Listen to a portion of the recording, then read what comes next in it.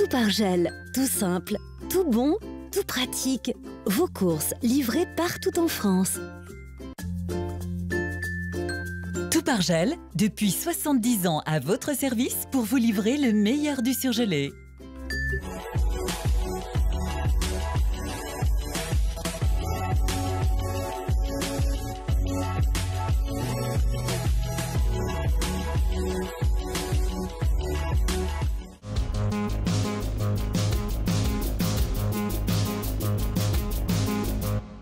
Un nouveau patron pour les policiers du Rhône, Patrick Chaudet succède à Lucien Pourailly. Il y a un an disparaissait Paul Bocuse, un livre raconte son épopée. Enfin, en Coupe de France, Villefranche se prépare à affronter les Herbiers, précédents finalistes. L'installation officielle ce matin du nouveau directeur départemental de la sécurité publique, Patrick Chaudet. Précédemment en poste à Rennes, le nouveau patron de la police du Rhône a détaillé ses priorités. Ce qui m'a sauté aux yeux, je dirais en arrivant, bien sûr, ce sont les manifestations d'ordre public et des Gilets jaunes tous les samedis, qui sont des manifestations nombreuses et qu'il faut encadrer de manière à éviter des débordements. Ensuite, il y a des problématiques de délinquance propres à toute grande ville, bien entendu. L'inspecteur général a également réagi sur la polémique qui enfle autour de l'utilisation des flashballs. Moi, je suis tout à fait favorable au maintien de cette arme, sous réserve bien sûr qu'elle soit utilisée de manière juste et efficace. L'inspection générale est systématiquement saisie lorsqu'il y a des utilisations et des blessés, pour déterminer si les conditions d'utilisation de cette arme ont été respectées. Si elles n'ont pas été respectées, bien sûr les auteurs seront déférés, présentés à la justice et seront condamnés. Patrick Chaudet succède ainsi à Lucien Pourailly, désormais à la retraite.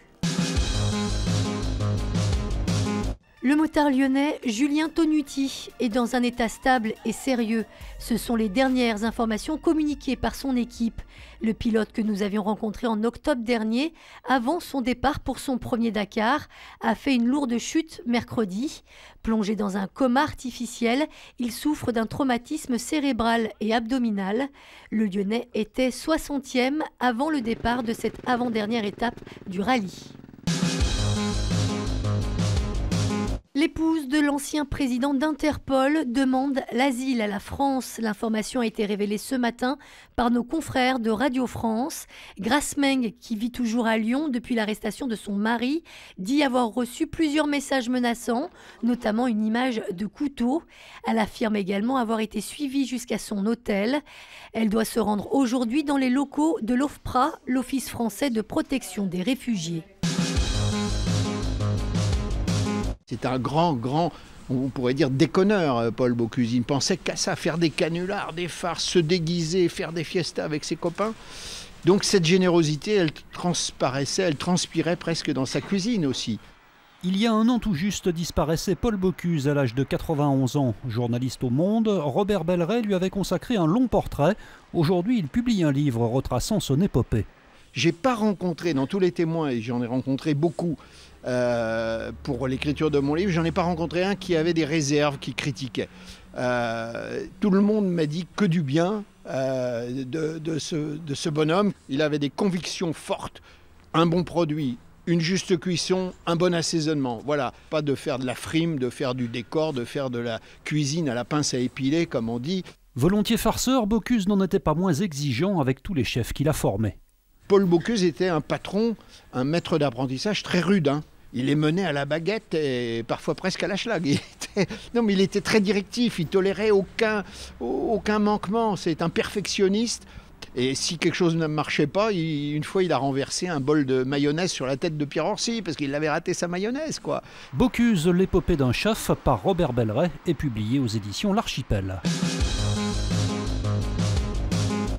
Louis XIV est mal en point. La statue de Lemot, place Bellecour, va faire l'objet d'un diagnostic approfondi à partir de la semaine prochaine.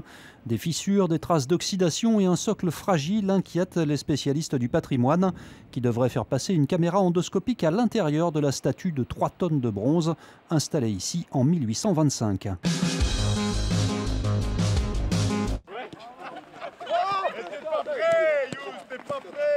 Malgré la pression qui commence à monter, c'est avec le sourire que les joueurs du FC Villefranche-Beaujolais abordent leur 16e de finale face aux Herbiers, finalistes de la dernière édition.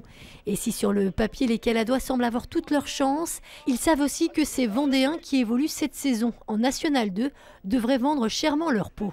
Ils sont vraiment compétitifs. La preuve en est, c'est qu'ils viennent de battre justement une N1 chez elle et qui plus est une équipe professionnelle qui est Tours. Donc voilà, on sait qu'eux aussi, ils ont des arguments pour avancer dans cette compète et regoûter à ce qu'ils ont goûté la saison dernière. Donc il faudra qu'on soit à la hauteur de l'événement.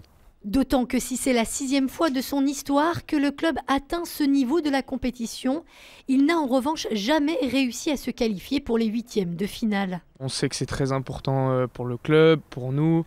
C'est vrai que si on arrive à passer, jouer des 8e de finale, c'est vraiment pas donné à tout le monde. Donc ça serait une grande fierté collective et personnelle. Ouais. Promu en national cette saison, après 10 ans d'attente, Villefranche n'en perd pas pour autant son objectif principal, le maintien. Non, mais si on devait choisir entre maintien en N1 et gagner contre les Herbiers, moi j'ai fait mon choix, c'est rester en N1. Parce que c'est tellement dur d'y arriver dans ce championnat. Je pense que le club attendait ça depuis pas mal d'années, je crois 9 ou 10 ans. Et du coup, voilà, on a réussi à relever ce défi la saison dernière et on ne voudrait pas faire l'ascenseur. Donc voilà, c'est un peu la cerise sur le gâteau avec la coupe. Villefranche, les Herbiers, coup d'envoi mardi 22 janvier à 18h30 au stade Armand Chouffet.